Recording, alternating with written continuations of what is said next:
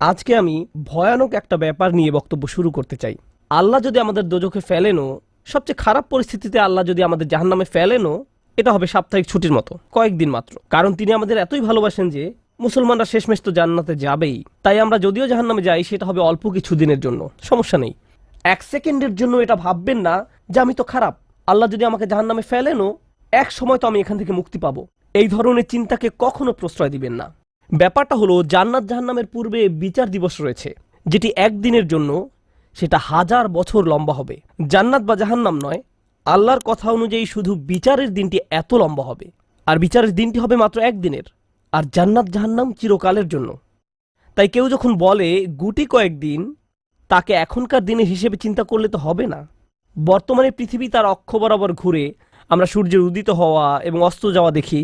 কিন্তু কিয়ামতের দিন সূর্য, চাঁদ এবং পৃথিবীর সব কিছুকে ধ্বংস করে নতুন একটা ব্যবস্থাপনা তৈরি করা হবে। তাই আমরা এখন যেভাবে 24 ঘন্টার হিসেব করি, সেভাবে রাত দিনের হিসেব করলে তো চলবে না যখন আখিরাত শুরু হবে। চলুন তাহলে সবার আগে এই ধারণাটি আমাদের মাথা থেকে ফেলে দেই। কোরআনের বহু জায়গায় জাহান্নামের আলোচনা করা হয়েছে, কিন্তু আমি শুধু কোরআন থেকে একটি বর্ণনা আপনাদের সামনে উপস্থাপন করতে চাই। আয়াতটি শুরু করা হয়েছে এই কথা বলে, ওয়ালা ইন মাসাতহুম, এমনকি যদিও।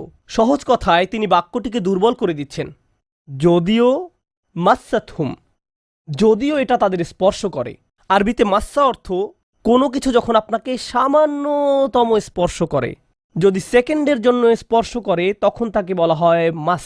সুতরাং এটা যদি তাদেরকে কোনো মতে স্পর্শ করে, এক সেকেন্ডের জন্য, মাসাতহুম। এখন কি তাদের স্পর্শ করে? আপনারা হয়তো ভাবছেন আগুন যদি তাদের স্পর্শ করে। আল্লাহ বলছেন নাফহাতুন, একটা হালকা বাতাস যদি তাদের স্পর্শ করে। আল্লাহ বলছেন এমনকি যদি ঠান্ডা বাতাস তাদেরকে স্পর্শ করে। তিনি এই আয়াতে জাহান্নাম কাউকে স্পর্শ করার কথা বলছেন না। তিনি এই আয়াতে আগুন কাউকে স্পর্শ করার কথা বলছেন না। তিনি এমনকি গরম বাতাস কাউকে স্পর্শ করার কথাও বলছেন না। তিনি আগুনের ঠান্ডা অংশের কথা বলছেন। আর এটা আপনাকে চিরকালের জন্য স্পর্শ করছে না।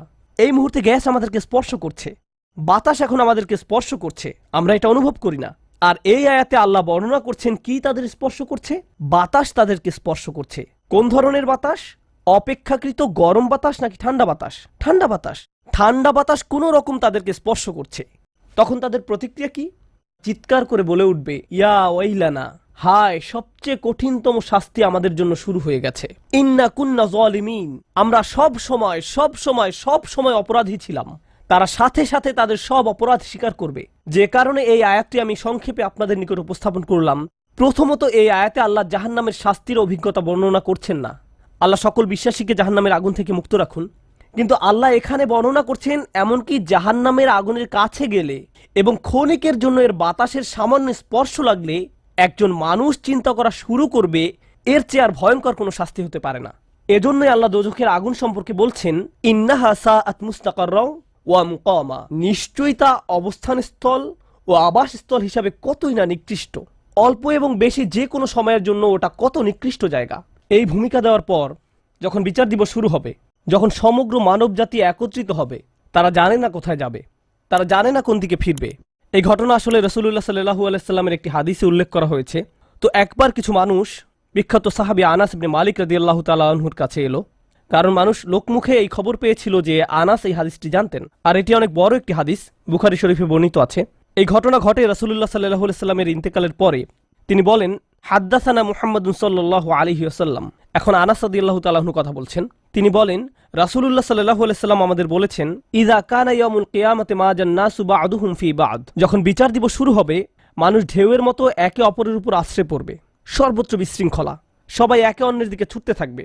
ফায়াতুনা আদম, তারা কোনো একভাবে আদম আলাইহিস সালামের দেখা পাবে, তারা তার কাছে ছুটে আসবে। ফায়াকুলুনা ইশফা আলানা ইলা রাব্বিক, সমগ্র মানব জাতি আদম আলাইহিস সালামের কাছে ছুটে আসবে এবং বলবে, আপনি কি দয়া করে আমাদের পক্ষ থেকে আল্লাহর সাথে কথা বলতে পারবেন? আমরা আল্লাহর ভয়ে ভীত। আপনি তো প্রথম মানুষ, আপনি তো সেই ব্যক্তি যাকে আল্লাহ ফেরেশতাদের সিজদা দিয়ে সম্মানিত করেছেন। আপনাকেই তো পছন্দ করা হয়েছে। আমরা সবাই আপনার সন্তান, আপনি আমাদের পিতা। তাই দয়া করে আমাদের জন্য আল্লাহর সাথে কথা বলুন, আমরা খুবই ভীত। এরপর তিনি বলবেন, ফায়াকুলু লাস্তুলাহা, তিনি বলবেন, আমি এর যোগ্য নই, আমি পারবো না। ফায়াকুলু লাস্তুলাহা ওয়ালাকিন আলাইকুম বিইব্রাহিম, তোমরা কেন ইব্রাহিমের সাথে কথা বলছো না? তোমাদের উচিত ইব্রাহিমের সাথে কথা বলা। অতএব মানব জাতি এখন কার খোঁজ করছে? ইব্রাহিম আলাইহিস সালাম। ফাইন্নাহু খলিলুর রহমান, তার কাছে যাও, কারণ তিনি রহমানের খুবই কাছের বন্ধু। ওয়াত্তাখাযাল্লাহু ইব্রাহিমা খলিলা, কোরআনে এসেছে আল্লাহ ইব্রাহিমকে তার বন্ধুরূপে গ্রহণ করেছেন। তাই ইব্রাহিমের কাছে যাও, তিনি তোমাদের সাহায্য করতে পারবেন। তারা ইব্রাহিমের কাছে যাবেন। ফায়াতুনা ইব্রাহিমা ফায়াকুলু লাস্তু লাহা, তারা ইব্রাহিমের কাছে গেলে তিনি বলবেন আমি এর যোগ্য নই, আমাকে এই কাজের জন্য তৈরি করা হয়নি, আমি তোমাদের জন্য আল্লাহর সাথে কথা বলতে পারবো না। ওয়ালাকিন আলাইকুম বি মুসা, তোমরা কেন মুসা আলাইহিস সালামের কাছে যাচ্ছ না? তো মানবজাতি মুসা আলাইহিস সালামের কাছে দৌড়ে যাবে। ফা ইন্নাহু কালিমুল্লাহ, তিনি আল্লাহর সাথে অনেক কথা বলতেন। ওয়া কাল্লামাল্লাহু মুসা তাকলিমা, আর আল্লাহ মুসার সাথে কথা বলেছেন সরাসরি। সুতরাং তিনি যেহেতু আল্লাহর সাথে কথা বলতে অভ্যস্ত, আজকে তো কথা বলার উত্তম সময়, তিনি তোমাদের পক্ষ থেকে আল্লাহর সাথে কথা বলবেন। ফায়াতুনা মুসা ফায়াকুলু লাস্তু লাহা, মানবজাতি দৌড়ে মুসা আলাইহিস সালামের কাছে যাবে, তিনি বলবেন আমি এর যোগ্য না, আমি পারবো না। ওয়ালাকিন আলাইকুম বিঈসা, তোমরা ঈসা আলাইহিস সালামের কাছে কেন যাচ্ছ না? ফা ইন্নাহু রূহুল্লাহ ওয়া কালিমাতুহু, তিনি হলেন আল্লাহর দেওয়া রূহ এবং তিনি আল্লাহর কালিমা, আল্লাহর হুকুমে তিনি অলৌকিকভাবে জন্মগ্রহণ করেন। কুন ফায়াকুন, অতএব তিনি যেহেতু সকল রাসূলদের মাঝে বিশেষ মর্যাদার অধিকারী, তার কাছে যাও, তার সাথে কথা বলো। সকল মানুষ দৌড়ে ঈসা আলাইহিস সালামের কাছে যাবে। ফায়াকুলু লাস্তু লাহা, তিনি বলবেন আমি পারবো না, এই কাজ আমার জন্য নয়, আমাকে এই কাজের জন্য তৈরি করা হয়নি। তারপর তিনি বলবেন ওয়ালাকিন আলাইকুম বি মুহাম্মাদিন সাল্লাল্লাহু আলাইহি ওয়াসাল্লাম, মানবজাতি তোমাদেরকে মুহাম্মদ সাল্লাল্লাহু আলাইহি ওয়াসাল্লামের কাছে যেতে হবে। মানুষেরা তখন রাসূলুল্লাহ সাল্লাল্লাহু আলাইহি ওয়াসাল্লামের কাছে যাবে। এখন রাসূল সাল্লাল্লাহু আলাইহি ওয়াসাল্লাম আমাদের বলছেন ফায়াতুনি ফাআকুল, সবাই তখন আমার কাছে আসবে আর আমি তাদেরকে বলবো। এখন রাসূল সাল্লাল্লাহু আলাইহি ওয়াসাল্লাম আমাদের বলছেন আনা লাহা, আমার জন্য এই কাজ, আমি এই কাজের যোগ্য।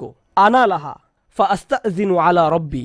প্রসঙ্গত আমি আপনাদেরকে আরো বলার পূর্বে বিচার দিনের একটা দৃশ্য হলো, আল্লাহ বলেন ইয়াউমা ইয়াকুমুর রূহু ওয়াল মালাইকাতু সাফফান লা ইয়াতাকাল্লামুনা ইল্লা মান আযিনা লাহুর রহমান ওয়া ক্বালা সাওয়াবা।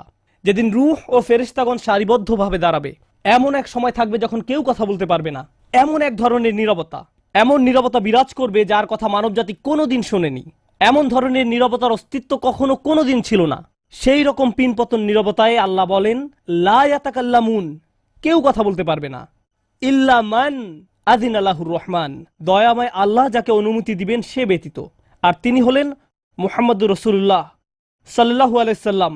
তিনি এমন সময়ে আল্লাহর কাছে আসবেন যখন সৃষ্টির কারো একটি শব্দ করারও অনুমতি থাকবে না, সৃষ্টির কারো কোনো আওয়াজ শোনা যাবে না। তিনি আল্লাহর সামনে এসে আল্লাহর কাছে কথা বলার অনুমতি চাইবেন। ফায়ুযানু লি, তিনি বলেন আমাকে কথা বলার অনুমতি দেওয়া হবে। ওয়ায়ুলহিমুনি মাহামিদা আহমাদাহু বিহা লা ইয়াহদুরুনিল আন, সেই দিন আল্লাহ আমাকে স্পেশাল একটি দোয়ার মাধ্যমে তার প্রশংসা, তার কৃতজ্ঞতা করা শেখাবেন, যেটি বিচার দিবসে আমাকে দেওয়া হবে, যা এর পূর্বে কাউকে দেওয়া হয়নি, কোনো সৃষ্টিকে দেওয়া হয়নি। এক স্পেশাল ওয়াহি রাসূলুল্লাহ সাল্লাল্লাহু আলাইহি সাল্লামকে দেওয়া হবে বিচার দিবসে, যা কোনো সৃষ্টিকে দেওয়া হয়নি। আর তিনি সেই দিন সে স্পেশাল উপায়ে আল্লাহর প্রশংসা করবেন, লা ইয়াহদুরুনিল আন, আর সেই ওহী এখনো আমার কাছে আসেনি, সেই দোয়া এখনো আমি জানি না। ফা আহমাদাহু বিতিলকাল মাহামিদ, তারপর আমি আল্লাহর দেওয়া সেই স্পেশাল বাক্যগুলোর মাধ্যমে আল্লাহর প্রশংসা করব। ওয়া আখিরু লাহু সাজিদান, আমি সেই বাক্যগুলো উচ্চারণ করার পর আল্লাহর সমীপে সিজদায় অবনত হব। কিয়ামতের দিনে দৃশ্যপটে রাসূলুল্লাহ সাল্লাল্লাহু আলাইহি সাল্লাম এমন জায়গায় থাকবেন, এই অবস্থাকে বলা হয় মাকাম মাহমুদা, একটা স্টেশন, অথবা বলতে পারেন এমন একটা স্টেজ যা প্রশংসিত, আর মানবজাতি সেটা প্রত্যক্ষ করবে। আমরা সবাই এটা দেখতে পাবো, আমরা সবাই তখন নিশ্চুপ থাকব, আর তিনি সিজদায় পড়ে যাবেন। তিনি যখন সিজদায় পড়ে যাবেন তখন আল্লাহ আযজা ওয়া জাল্লা তার সাথে কথা বলবেন। এতক্ষণ তিনি আল্লাহর সাথে কথা বলছিলেন, এখন আল্লাহ আযজা ওয়া জাল্লা তার সাথে কথা বলবেন। তিনি কি বলবেন? ইয়া মুহাম্মদ ইরফা রাসাকা, তিনি বলবেন মুহাম্মদ তোমার মাথা উত্তোলন করো। ওয়াকুল, বলো, ইউসমা আলাকা, তোমার কথা শোনা হবে। শুধু যে আল্লাহ তার কথা শুনবেন তা নয়, বরং বিচার দিনে উপস্থিত সবাই তার কথা শুনতে পাবে। ইউসমা আলাক, তারপর আল্লাহ বলেন ওয়াসাল তুতা, চাও তোমাকে দেওয়া হবে, তুমি যা চাও দেওয়া হবে।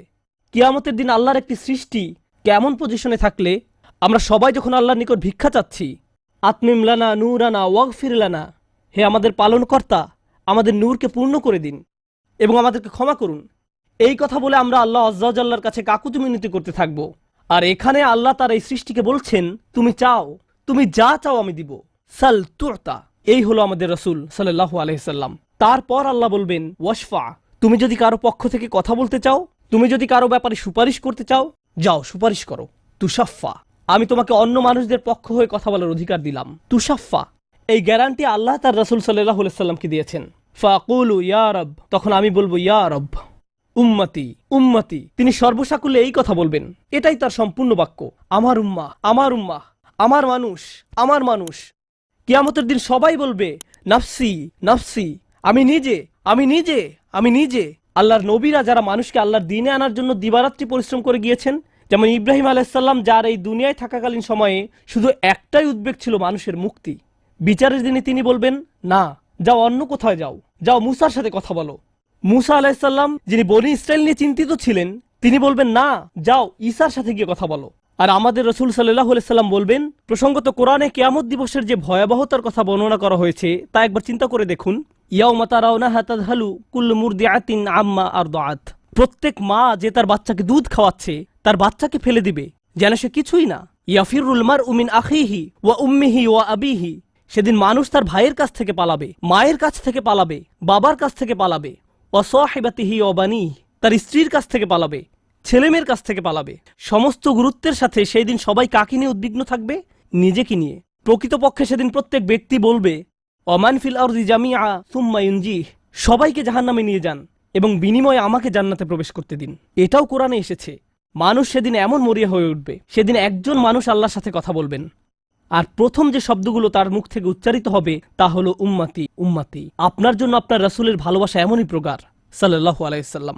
আমার উম্মাহ, আমার উম্মাহ। যদি আমরা তাকে ভালোবেসে থাকি, তাহলে যেই উম্মতের জন্য আল্লাহ রাসূলের এত ভালোবাসা, সেই উম্মতের জন্য আমাদের অন্তরে কিভাবে এত ঘৃণার বাস হয়? কিভাবে সম্ভব এটা? কিভাবে আমাদের পরস্পরের প্রতি এত ক্রোধ, বিচার, সমালোচনা, বিভক্তি, বিদ্বেষ, অনুমান, অহংকার? আর এই মানুষগুলো দাবি করে তারা রাসূলুল্লাহ সাল্লাল্লাহু আলাইহি সাল্লামকে ভালোবাসে। এইসব তুচ্ছ বিষয় ভুলে যেতে এই ভালোবাসা কি যথেষ্ট নয়? আমাদের কোন পার্থক্যগুলো এর চেয়ে বড়? তো যখন রাসূলুল্লাহ সাল্লাল্লাহু আলাইহি সাল্লাম বলবেন উম্মতি উম্মতি, আল্লাহ সুবহানাহু ওয়া তাআলা বলবেন ফায়াকুলু ইনতালিক, এগিয়ে যাও, ফাআখরিজ মিনহা মান কানা ফি কলবিহি মিসকালা শাইরাতিন মিন ঈমান। মনোযোগ দিয়ে শুনুন, যাও এখান থেকে বের করে নাও যাদের অন্তরে ঈমান আছে, এমনকি এখানে শারিয়া মানে বার্লি দানা, যা সামান্য একটু লম্বা হয়, যাদের অন্তরে এতটুকু পরিমাণ ঈমানও আছে, যে কোনো ঈমান যদি তাদের অন্তরে থেকে থাকে, তাহলে তাদেরকে বের করে নাও। আপনি এগিয়ে যান এবং বের করে নিন। দৃশ্যপটটি কল্পনা করুন। রাসূলুল্লাহ সাল্লাল্লাহু আলাইহি সাল্লাম মানুষকে রাখছেন, যাও যাও যাও, তিনি তাদেরকে সরিয়ে নিচ্ছেন। কিছু মানুষকে নিয়ে যাওয়ার পর ফেরেশতারা থামিয়ে দিলেন, কারণ কারো কারো ঈমান এর চেয়েও ছোট। সামান্য পরিমাণ ঈমান বলতে আসলে কি বোঝায়? কেউ একজন হারাম কোনো কাজে যুক্ত ছিল, সে ভয়ানক কিছু একটা করছিল, কাজটা করে ফেলার পর তার মনে অনুশোচনা জাগ্রত হলো, তার ভেতর থেকে কিছু একটা বলছে, এটা খারাপ কাজ, আমার এটা করা উচিত নয়, আল্লাহ আমাকে এটা সম্পর্কে জিজ্ঞাসা করবেন। তারপর কোনো একভাবে তার এই চিন্তাটাকে সে দমিয়ে দিল, থাক এখন চিন্তা করার দরকার নেই। কিন্তু পরবর্তীতে সে আল্লাহর কাছে দোয়া করে বলল, ইয়া আল্লাহ, আমি জানি না কিভাবে এই কুঅভ্যাস থেকে বাঁচব, আমাকে এর থেকে মুক্তি দিন। আমি চাই না এটা আমার জীবনে আর ঘটুক, কিন্তু তবু আমি এটাতে আটকা পড়ে আছি। অতি ক্ষুদ্র ঈমান তার ভেতর থেকে চিৎকার করছে, অন্য কেউ এটা শুনতে পারছে না, তার অন্তর এটা শুনছে। আর আল্লাহ আজ্জা জাল্লা বলছেন, তারা যদি এতটুকু ঈমানও দেখাতে পারে, আপনি এগিয়ে যান, তাদেরকে বের করে নিয়ে আসুন। আপনি তাদেরকে বের করে নিয়ে আসুন। আর তিনি যখন এভাবে মানুষদেরকে বের করে নিয়ে আসবেন, তখন ফেরেশতারা একসময় থামিয়ে দিবেন, কারণ অনেক মানুষের অন্তরে এতটুকু ঈমানও নেই, সামান্য অনুতাপটুকু তাদের অন্তরে ছিল না। থামিয়ে দিবেন, ফাআনতালিক ফাফআল, আমি গিয়ে এমনই করব, সুম্মা আউদ, তারপর আমি ফিরে আসব। অর্থাৎ ফেরেশতারা থামিয়ে দিবে, আর অন্য মানুষেরা সেখানে কাঁদতে থাকবে, আমাদের কি হবে, আমাদের কি হবে। তারপর রাসূলুল্লাহ সাল্লাল্লাহু আলাইহি সাল্লাম ফেরত আসবেন, ফাআহমাদাহু বিতিলকাল মাহামিদ, অতঃপর আমি পুনরায় সেসব প্রশংসা বাক্য দ্বারা আল্লাহর প্রশংসা করব। লক্ষ্য করুন, প্রথমবার তিনি প্রার্থনা করার জন্য অনুমতি চেয়েছিলেন, তাই না? দ্বিতীয়বারের বেলায় অনুমতির কোনো উল্লেখ নেই। লক্ষ্য করেছেন, তিনি আসলে সাথে সাথে আল্লাহর প্রশংসা করা শুরু করবেন। আল্লাহ কি তাকে এমনটি করতে বলেছেন? না, এটা হলো নিজ উম্মতের প্রতি তার অপরিসীম ভালোবাসার বহিঃপ্রকাশ। তিনি আবারও আল্লাহর প্রশংসা করা শুরু করবেন, এই আশায় যে আল্লাহ তাকে অটোমেটিক অনুমতি দিবেন। সুম্মা আখিরু লাহু সাজিদান, আর সিজদায় পড়ে যাব। ফায়াকুলু ইয়া মুহাম্মদ, আমাকে বলা হবে, হে মুহাম্মদ, ইরফা রাসাকা, তোমার মাথা উঠাও। কুল ইউসমা আলাকা, বলো তোমার কথা শোনা হবে। ওয়াসাল তুতা, চাও তোমাকে আবার দেওয়া হবে। ওয়াশফা তুশাফা, সুপারিশ করো, সুপারিশ গ্রহণ করা হবে। তোমাকে সুযোগ দেওয়া হবে তাদেরকে বের করে নেয়ার। ফাআকুলু ইয়া রব উম্মতি উম্মতি, আমি তখন বলবো, হে আমার রব, আমার উম্মত, আমার উম্মত। তিনি তো ইতোমধ্যে অল্প ঈমানের অধিকারীদেরকে বের করে নিয়েছেন। ফায়াকুলু ইনতালিক, এরপর আল্লাহ বলবেন, এগিয়ে যাও। ফাআখরিজ মিনহা মান কানা ফি কলবিহি মিসকালা যাররাতিন আও খারদালাতিন মিন ঈমান, তোমাকে সুযোগ দেওয়া হবে তাদেরকে বের করে নেয়ার, সুপারিশ গ্রহণ করা হবে। যাদের অন্তরে এক বিন্দু পরিমাণ ঈমান আছে, বালির দানা নয়, বালির দানা তো এতটুকু লম্বা, বরং বিন্দু পরিমাণ। খারদালা মানে সরিষার দানা, অতি ক্ষুদ্র বিন্দুর মতো। আর যখন আল্লাহ বলছেন এর ওজনের মতো, বর্তমানে আমাদের কাছে ডিজিটাল ওজন মাপার যন্ত্র আছে, আগের দিনে পাল্লা ছিল, তাই আপনি যখন এক মুষ্টি চাল এক পাল্লায় রাখতেন সেটা হয়তো তেমন একটা ঝুঁকতো না। যদি একটু বেশি করে চাল রাখতেন তখন একটু ঝুঁকতো। এখন ডিজিটাল ওজন মাপার যন্ত্র দিয়ে গ্রাম, কিলোগ্রাম মাপা হয়। এমনকি সামান্য কয়েক দানা রাখলেও যন্ত্রের স্ক্রিনে ভেসে উঠে 0.001 গ্রাম। এখন শুধু একটি চাল রেখে দেখুন বা একটি সরিষার দানা রেখে দেখুন স্ক্রিনে কিছু ভেসে উঠে কিনা। কিছুই হয় না। আর আল্লাহ বলছেন, আমি তোমার সুপারিশের কারণে, রাসূলুল্লাহ সাল্লাল্লাহু আলাইহি সাল্লামের দোয়ার কারণে এমন মানুষদেরকেও মুক্তি দিব যাদের ঈমান এমনকি এই দুনিয়ায়ও মাপা যায় না। এটা হলো এমন ধরনের ঈমান যার আছে এটা সে নিজেও ভালোভাবে বুঝতে পারে না, আর অন্যরা কিভাবে বুঝবে। কিন্তু তাদের অন্তরের কোনো এক জায়গায় একটি ঈমানের বাস ছিল। আল্লাহ বলছেন, তুমি এমন যাদেরকে পাও তাদেরকেও বের করে নিয়ে আসো। ফাআখরিজহু ফাআনতালিক, আমি যাব এবং তাই করব। আর এটা বিশাল এক জনগোষ্ঠী যারা আল্লাহর কাছ থেকে দূরে সরেছিল, তাদের ভেতরে একেবারে ক্ষুদ্র কিছু ঈমান ছিল। এরপর তো আর কিছু নেই মনে হচ্ছে, ঘটনা শেষ। কিন্তু রাসূলুল্লাহ সাল্লাল্লাহু আলাইহি সাল্লাম এখানেই থেমে যাননি। ফাআহমাদাহু বিতিলকাল মাহামিদ সুম্মা আখিরু লাহু সাজিদান, তিনি এখানেই থেমে যাননি, তিনি আবারও ফিরে যাবেন এবং আমি সেসব প্রশংসা বাক্য দিয়ে আল্লাহর প্রশংসা করব এবং আবারও সিজদায় পড়ে যাব। ফায়াকুলু ইয়া মুহাম্মদ ইরফা রাসাকা, আমাকে বলা হবে, হে মুহাম্মদ মাথা উঠাও। ওয়াকুল ইসমা আলাকা, বলো তোমার কথা শোনা হবে। ওয়াসাল তুতা, চাও দেয়া হবে। আল্লাহ আযজা ওয়া জাল্লা সহজেই বলতে পারতেন, তুমি তো ইতিমধ্যে চেয়েছো এবং তোমাকে দেয়া হয়েছে। কিন্তু তৃতীয়বারের মতো রাসূলুল্লাহ সাল্লাল্লাহু আলাইহি সাল্লামকে বলা হচ্ছে, ওয়াশফা তুশাফা, এগিয়ে যাও, মানুষের জন্য সুপারিশ করো, গ্রহণ করা হবে, তোমাকে তাদের পক্ষে চাওয়ার সুযোগ দেওয়া হবে। আমি তোমাকে এটা দিচ্ছি। ফাআকুলু ইয়া রব উম্মতি উম্মতি, আমার উম্মাত আমার উম্মাত। এখন চলুন এখানে একটু থামি। যদি আপনি এই সুযোগ পেতেন, আল্লাহ যদি আপনাকে বলতেন তুমি যা চাও তাই পাবে, তুমি চাও দেয়া হবে, যা কিছুই তুমি চাও না কেন। আমাদের বিশাল একটা লিস্ট আছে। রাসূলুল্লাহ সাল্লাল্লাহু আলাইহি সাল্লামকে এই সুযোগ কয়বার দেওয়া হয়েছে? 3 বার। কত মিলিয়ন মানুষকে ইতিমধ্যে রক্ষা করা হয়েছে। তৃতীয়বার তো তিনি নিজের জন্য কিছু চাইতে পারতেন। আমরা তো মানুষ, আল্লাহ যদি বলেন চাও আমি দিব, আর এই মানুষটি আল্লাহর সামনে দাঁড়িয়ে আছেন আর তাকে বলা হচ্ছে, কিন্তু তারপরেও তার জিহ্বায় উম্মাহ উম্মতি উম্মতি, তো আল্লাহ বলবেন ফায়াকুলু ইনতালিক, সামনে এগিয়ে যাও। ফাখরিজ মান কানা ফি কলবিহি আদনা আদনা আদনা মিসকাল হাব্বাতিন খরদালিম মিন ঈমান, যাও সামনে এগিয়ে যাও এবং এমন প্রত্যেক ব্যক্তিকে বের করে আনো যার একটি সরিষার অতি ক্ষুদ্র অতি ক্ষুদ্র অতি ক্ষুদ্র অংশ পরিমাণ ঈমান আছে। এত ক্ষুদ্র বিন্দু যাকে আপনারা হয়তো মাইক্রোস্কোপিক বলবেন। যদি তাদের গভীর অবচেতন মনের কোথাও কণা পরিমাণ ঈমান থাকে, এগিয়ে যাও এবং তাদের বের করে নিয়ে আসো। যদি তাদের অন্তরে এতটুকু ঈমান থাকে, তো আল্লাহ রাসূলুল্লাহ সাল্লাল্লাহু আলাইহি সাল্লামকে বলবেন, ফাআখরিজহু মিনান নার, তাদেরকে আগুন থেকে বের করে আনো। কথাটা মনোযোগ দিয়ে শুনুন, তাদেরকে কোথা থেকে বের করে আনো? আগুন থেকে। অর্থাৎ কিছু মানুষ ইতোমধ্যে জাহান্নামে পতিত হয়ে গেছে। অনেক মানুষ এই হাদিস পড়ে মনে করে আমরা জাহান্নাম থেকে মুক্তি পেয়ে যাব, আগুন আমাদের স্পর্শ করবে না। কিন্তু হাদিস এই কথা বলছে না। রাসূলুল্লাহ সাল্লাল্লাহু আলাইহি সাল্লাম আল্লাহর কাছে কাকুতি মিনতি করছেন, আর এই দিনটি হবে 50,000 বছর লম্বা। অনেক মানুষের বিচার ইতিমধ্যে হয়ে গেছে। আর আমি আপনাদেরকে সেই আগুন সম্পর্কে শুরুতে বলেছিলাম, আপনি যদি এর বাতাসের স্পর্শ পান 1 সেকেন্ডেরও কম সময়ের জন্য, আপনার মনে হবে এর চেয়ে ভয়ঙ্কর আর কোনো শাস্তি হতে পারে না। আর আল্লাহ রাসূল সাল্লাল্লাহু আলাইহি সাল্লাম সেই মানুষগুলোর জন্য আশা ছেড়ে দেননি, তাদের জন্য হতাশ হয়ে পড়েননি। প্রসঙ্গত তারা মুসলিম, তারা কিন্তু মুসলিম, কারণ রাসূল সাল্লাল্লাহু আলাইহি সাল্লাম কি বলছেন? তার মুখ থেকে কোন কথাগুলো উচ্চারিত হয়েছে? উম্মতি উম্মতি। আগুনের মানুষগুলো মুসলমান, ওই মানুষগুলো অমুসলিম নয়, মুসলিম। তো রাসূল সাল্লাল্লাহু আলাইহি সাল্লাম বলেন, ফাআনতালিকু ফাআফআল, আমি যাব এবং সেটাই করব। প্রসঙ্গত রাসূলুল্লাহ সাল্লাল্লাহু আলাইহি সাল্লামের এই কথার সাথে হাদিসের সমাপ্তি হলো। আনাস ইবনে মালিক রাদিয়াল্লাহু তাআলা আনহু তার কাছে আসা লোকদেরকে এতটুকু বর্ণনা করলেন।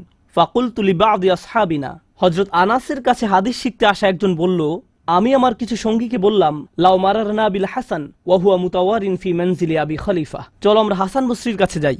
আমরা হাদিসটি আনাসের কাছ থেকে শুনেছি, কিন্তু আমরা জানি এই হাদিসটি হাসানও জানেন, চলো আমরা তার কাছে যাই। প্রসঙ্গত আনাস রাদিয়াল্লাহু তাআলা আনহুর তখন অনেক বয়স হয়ে গিয়েছিল। এই হাদিসে কতবার রাসূল সাল্লাল্লাহু আলাইহি সাল্লাম আল্লাহর কাছে গেলেন? 3 বার। রাসূলুল্লাহ সাল্লাল্লাহু আলাইহি সাল্লাম ইন্তেকাল করেছেন বহু বছর আগে। আমরা জেনেছি এই হাদিস হাসান বসরিও জানেন। তারা আগে কখনো এই ধরনের কথা শুনেনি। খুবই আশ্চর্যজনক কথা। এজন্য তারা ব্যাপারটা যাচাই করতে চাচ্ছিলেন যে দেখা যাক হাসান বসরিও একই হাদিস বর্ণনা করেন কিনা। তারা শুনেছে হাসান বসরি বাস করেন আবু খলিফার বাড়ির পেছনের একটি ঘরে, তাই তারা হাসান বসরিকে খুঁজতে লাগলো। তারা তাকে খুঁজে পেলেন। হাদদাসানা আনাস ইবনে মালিক ফাআতাইনাহু ফাসাল্লামনা আলাইহি, তো আমরা তার কাছে এলাম এবং তাকে সালাম দিলাম। ফাআযিনা লানা, তিনি আমাদেরকে প্রবেশের অনুমতি দিলেন। ফাকুলনা লাহু ইয়া আবা সাঈদ, আমরা তাকে বললাম, হে সাঈদের পিতা, জিনাকা মিন ইনদি আখিকা আনাস ইবনে মালিক, আমরা আপনারই ভাই আনাস ইবনে মালিকের নিকট হতে আপনার কাছে আসলাম। ফালাম নারা মিসলা মা হাদ্দাসানা ফি শাফাআত, শাফাআত বিষয়ে তিনি যেমন বর্ণনা দিয়েছেন তেমনটা বর্ণনা করতে আমরা আর কাউকে দেখিনি। ফাকালা হি, তিনি বললেন হ্যাঁ তোমরা তো জানো। ফাহাদ্দাসনাহু বিল হাদিস, আমার কাছে সেটি বর্ণনা করো, দেখি তোমরা আনাসের কাছ থেকে কি শুনেছো। তো তারা তার নিকট সম্পূর্ণ হাদিসটি বর্ণনা করে শোনালেন। ফাআনতাহা ইলা হাযাল মাওদি', আমরা এই পর্যন্ত অর্থাৎ 3 বার রাসূল সাল্লাল্লাহু আলাইহি সাল্লামের সুপারিশের কথা বলে শেষ করলাম। ফাকালা হি, তিনি বললেন আরো বর্ণনা করো। ফাকুলনা লাম ইয়াজিদ লানা আলা হাযা, আমরা বললাম তিনি তো এর অধিক আমাদের কাছে বর্ণনা করেননি, আমাদেরকে এতটুকুই বলেছেন। এখন হাসান কথা বলছেন, লাকাদ হাদ্দাসানি ওয়া হুয়া জামিউ মুনযু 20 সানাতান, তিনি অর্থাৎ আনাস আমার কাছে এই হাদিস বর্ণনা করেছেন যখন তিনি তখন যুবক ছিলেন, 20 বছর আগে। আমি নিশ্চিত না তিনি কি বাকিটুকু ভুলে গেলেন, নাকি তিনি তোমাদেরকে বাকিটুকু বলেননি, কারণ তাহলে তোমরা অলস হয়ে পড়বে। ফালা আদ্রি আনাসি আম কারিহা আন তাত্তাকিলু, তিনি এরপর বললেন এই হাদিসের চতুর্থ একটি অংশ আছে, আর আমি নিশ্চিত নই তোমাদের বলা উচিত কিনা, কারণ তার এখন বয়স বেশি হয়েছে, তার স্মরণশক্তি ওইভাবে কাজ করছে না। কিন্তু আমার সন্দেহ তিনি তোমাদের বলেননি, কারণ তোমরা এতে অলস হয়ে পড়বে। তারা বলল, ইয়া আবা সাঈদ হাদ্দাসানা, আপনি কি আমাদেরকে এটা বলতে পারেন? আমরা আসলেই জানতে চাই। ফাদহিকা, তিনি হাসতে শুরু করলেন। ফাকালা খুলিকাল ইনসানু আজুলা, তিনি কোরআনের একটি আয়াত উল্লেখ করে বললেন, মানুষকে সৃষ্টি করা হয়েছে তাড়াহুড়া প্রবণ করে। মা যাকারতুহু ইল্লা ওয়া আনা আদরি আন উহাদ্দিসুকুম হাদ্দাসানি কামা হাদ্দাসাকুম বিহি, আমি তো বর্ণনার উদ্দেশ্যেই তোমাদের কাছে বিষয়টি উল্লেখ করলাম। তিনি তাদেরকে উৎসুক করে তুলেছিলেন, আমি তোমাদেরকে বলবো তিনি তোমাদের নিকট যা বলেছেন তা সত্য। হাসান আরও বলেন, রাসূলুল্লাহ সাল্লাল্লাহু আলাইহি সাল্লাম বলেন, এরপর আমি চতুর্থবারের মতো ফিরে আসব। ফা আহমাদাহু বিতিলকাল মাহামিদ, এবং সেসব প্রশংসা বাক্য দিয়ে আল্লাহর প্রশংসা করব, যে বাক্যগুলো আল্লাহ আমাকে দিয়েছেন, যা অন্য কোনো সৃষ্টিকে এর পূর্বে দেয়া হয়নি, এবং সিজদায় পড়ে যাব। সুম্মা আখিরু লাহু সাজিদান, তখন বলা হবে, ফায়ুকালু ইয়া মুহাম্মদ ইরফা রাসাকা, হে মুহাম্মদ মাথা উঠাও। ওয়াকুল ইউসমা, বলো তোমার কথা শোনা হবে। ওয়াসাল তুতা, চাও দেয়া হবে। ওয়াশফা তুশাফা, সাফায়াত করো গ্রহণ করা হবে। এই সময়ে এসে এতটুকুর চেয়ে ছোট ঈমানও আর অবশিষ্ট নেই, সকল সম্ভাব্য ঈমানওয়ালাদের মুক্তি হয়ে গেছে। আদনা আদনা আদনা মিসকাল হাব্বা, সবাই মুক্তি পেয়ে গেছে। ফাআকুলু ইয়া রব ইযান লি ফি মান ক্বালা লা ইলাহা ইল্লাল্লাহ, এখন রাসূলুল্লাহ সাল্লাল্লাহু আলাইহি সাল্লাম বলেননি উম্মতি, এইবার তিনি উম্মতি বলেননি, তিনি বলছেন, হে আমার প্রতিপালক, আমাদেরকে তাদের সম্পর্কে সাফায়াত করার অনুমতি দান করুন যারা বলেছে লা ইলাহা ইল্লাল্লাহ। যে এমনকি এই কথা বলেছে, আচ্ছা ঠিক আছে, আমার মনে হয় একজন সৃষ্টিকর্তা আছেন। একটি কলেজ ক্যাম্পাসে হয়তো একদল ছাত্র মুসলিম ছাত্রদের সাথে আলোচনা করছে, তখন একজন বলল, আচ্ছা ঠিক আছে, দার্শনিক দৃষ্টিকোণ থেকে মেনে নিলাম একজন ঈশ্বর রয়েছেন, ঠিক আছে আমি মানলাম যে একজন ঈশ্বর আছেন। আমি বলছি না যে আমি মুসলিম, যদি উপাসনা করতেই হয় তাহলে শুধু এক ঈশ্বরের উপাসনা করতে হবে। তাদের অন্তরে কোনো অনুভূতি নেই, তারা কারো ইবাদত করছে না, তারা শুধু এই উপসংহারে পৌঁছেছে। প্রসঙ্গত এই ধরনের একটা সাদৃশ্য পাওয়া যায় সূরা হুজরাতের একটা আলোচনায়। আল্লাহ বলছেন, ফাকালাতিল আরাবু আমান্না কুল্লাম তুমিনু ওয়ালাকিন কুলু আসলামনা, বেদুইনরা বলে আমরা ঈমান এনেছি, বলো তোমরা ঈমান আনোনি, বরং তোমরা বলো আমরা আনুগত্য স্বীকার করেছি। তোমরা শুধু ইসলামের প্রাথমিক ধারণা গ্রহণ করেছ। যাদের অন্তরে কিছু ঈমান ছিল তাদের ইতোমধ্যে নেওয়া হয়ে গেছে। এখন যাদের মাথায় কিছু ধারণা ছিল যে একজন রব আছেন, তারা কোনোদিন ধর্ম প্র্যাকটিস করেনি, তারা ধর্মীয় কোনো কাজই করেনি, তারা শুধু এই ধারণা মেনে নিয়েছিল যে শুধু একজন প্রভুর উপাসনা করতে হবে। রাসূলুল্লাহ সাল্লাল্লাহু আলাইহি সাল্লাম বলছেন, যে কেউ এই সিদ্ধান্তে আসবে যে কেউ বলবে লা ইলাহা ইল্লাল্লাহ, তার জন্য সাফায়াত করার অনুমতি দান করুন। আল্লাহ বলবেন, ফায়াকুলু ওয়া ইজ্জাতি ওয়া জালালি ওয়া কিবরিয়াই ওয়া আযীমাতি, আল্লাহ বলবেন আমি আমার কর্তৃত্বের শপথ করছি, আমি আমার স্বীয় গৌরবের শপথ করছি, আমি আমার বরত্বের শপথ করছি, আমি আমার মহত্বের শপথ করছি, লা উখরিজান্না মিনহা মান ক্বালা লা ইলাহা ইল্লাল্লাহ, আমি স্বয়ং অবশ্যই তাদের সবাইকে জাহান্নাম থেকে বের করব যারা বলেছে লা ইলাহা ইল্লাল্লাহ, তোমার এই সুপারিশের কারণে। সাল্লাল্লাহু আলাইহি সাল্লাম, জাহান্নাম কতটা ভয়ঙ্কর তার একটা ছোট্ট নমুনা দিয়ে আমি আজকের আলোচনা শুরু করেছিলাম। এখন সব শেষে রাসূলুল্লাহ সাল্লাল্লাহু আলাইহি সাল্লাম আমাদের জন্য এই শাফায়াত করছেন। এই হাদিসটি অন্যতম গুরুত্বপূর্ণ একটি হাদিস। এমনকি 20 বছর পরে আনাস ইবনে মালিক এখন বৃদ্ধ হয়ে গেছেন, মানুষ তখনও তার কাছে শাফায়াত বিষয় জানতে এসেছেন। এমনকি আজকের দিনেও এই হাদিসটি অন্যতম শক্তিশালী একটি হাদিস, এবং অন্যতম এই জন্য যে ভুলভাবে ব্যবহার করার একটি বক্তব্য রাসূলুল্লাহ সাল্লাল্লাহু আলাইহি সাল্লামের। কখনোই এর অপব্যবহারের চিন্তাও করবেন না। এটা ফ্রি হয়ে যাওয়ার লাইসেন্স নয়। যদি আমরা মনোযোগের সাথে পড়ি তাহলে আমরা বুঝব যে আল্লাহ এমন মানুষদেরকে জাহান্নাম থেকে বের করে আনার জন্য অনুমতি দেবেন যাদের ঈমান যথেষ্ট ছিল না, যাদের সৎ কাজ যথেষ্ট ছিল না। পক্ষান্তরে এমন অনেক মানুষ থাকবে যাদের অন্তরে ঈমান আছে, যাদের ডান হাতে সৎ কাজ আছে, আর এই সৎ কাজগুলো বিচারের দিনে আলোতে পরিণত হবে। হৃদয়ের ঈমান ও বিচারের দিনে জ্যোতিতে পরিণত হবে। ইয়াসআনুরুহুম বাইনা আইদিহিম ওয়া বিআইমানিহিম, তাদের বুকের ভেতর থেকে আলো ছুটতে থাকবে এবং তাদের ডান হাত থেকে এই আলো টর্চে পরিণত হবে, গাড়ির হেডলাইটের মতো। চারপাশে থাকবে অন্ধকারাচ্ছন্ন, আর আপনি জান্নাতের দিকে ছুটতে থাকবেন। আপনাকে জাহান্নাম অতিক্রম করে যেতে হবে, এটা আল্লাহর নির্দেশ। ওয়া ইম মিনকুম ইল্লা ওয়ারিদুহা, জান্নাতে যেতে হলে সবাইকে জাহান্নাম অতিক্রম করে যেতে হবে, সবাইকে, এর কোনো ব্যতিক্রম নেই। আর এই ব্রিজ অতিক্রম করতে হলে আপনার আলো লাগবে। যদি আলো না থাকে তাহলে পড়ে যাবেন। তো মানুষ যখন হেঁটে যাচ্ছে তখন অনেকের এত পরিমাণ আলো থাকবে যেন মক্কা থেকে সিরিয়া দেখা যাচ্ছে, আর কারো কারো এত অল্প পরিমাণ আলো থাকবে যে তারা কোনো মতে পায়ের সামনের কিছু অংশ দেখতে পাবে, কারণ তাদের ঈমান দুর্বল ছিল। কিন্তু এই হাদিস এমন মানুষদের সম্পর্কে নয় যাদের সামান্য কিছু আলো থাকবে বা অনেক বেশি আলো থাকবে। এই হাদিস এমন মানুষদের সম্পর্কে যাদের আলো এত স্বল্প পরিমাণ যে এটি দিয়ে কিছুই দেখা যাচ্ছে না, আর যাদের আলো আছে তারা আল্লাহর কাছে ভিক্ষা করতে থাকবে, রব্বানা আতমিম লানা নূরানা ওয়াগফির লানা, আমাদেরকে আমাদের আলো পূর্ণ করে দিন, ব্যাটারি যেন শেষ হয়ে না যায়, আমাদেরকে জান্নাতের গেটে পৌঁছে দিন, আমাদেরকে ক্ষমা করে দিন। আমরা আল্লাহর কাছে ভিক্ষা চাচ্ছি যেন তিনি আমাদের কপালে রাসূলুল্লাহ সাল্লাল্লাহু আলাইহি সাল্লামের শাফায়াত জুড়ে দেন, তিনি যেন আমাদেরকে তাদের অন্তর্ভুক্ত করেন যারা আরশের ছায়ায় থাকবে। আমরা আল্লাহর কাছে প্রার্থনা করছি তিনি যেন আমাদেরকে তাদের অন্তর্ভুক্ত করেন যাদেরকে এমনকি জাহান্নামের আগুনের ঠান্ডা বাতাসও স্পর্শ করবে না। আমরা আল্লাহর কাছে দোয়া করছি তিনি যেন আমাদেরকে তার রাসূলের অনুগত উম্মায় পরিণত করে দেন। তাদের অন্তর্ভুক্ত নয় যাদের ব্যাপারে তিনি অভিযোগ করবেন, বরং তাদের অন্তর্ভুক্ত করুন যাদের জন্য তিনি সুপারিশ করবেন। আগেরবার আমি বলেছিলাম একদল মানুষ সম্পর্কে রাসূলুল্লাহ সাল্লাল্লাহু আলাইহি ওয়াসাল্লাম অভিযোগ করবেন, ইন্না কওমি ইত্তাখাযু হাযাল কুরআনা মাহজুরা, হে আমার রব, নিশ্চয়ই আমার কওম এই কোরআনকে পরিত্যাজ্য গণ্য করেছে। আমরা তাদের অন্তর্ভুক্ত হতে চাই না। আমরা তাদের অন্তর্ভুক্ত হতে চাই যাদের জন্য তিনি আল্লাহর কাছে সুপারিশ করবেন। আল্লাহ যেন আমাদের সবাইকে তার রাসূলের শাফায়াতের যোগ্য করে দেন।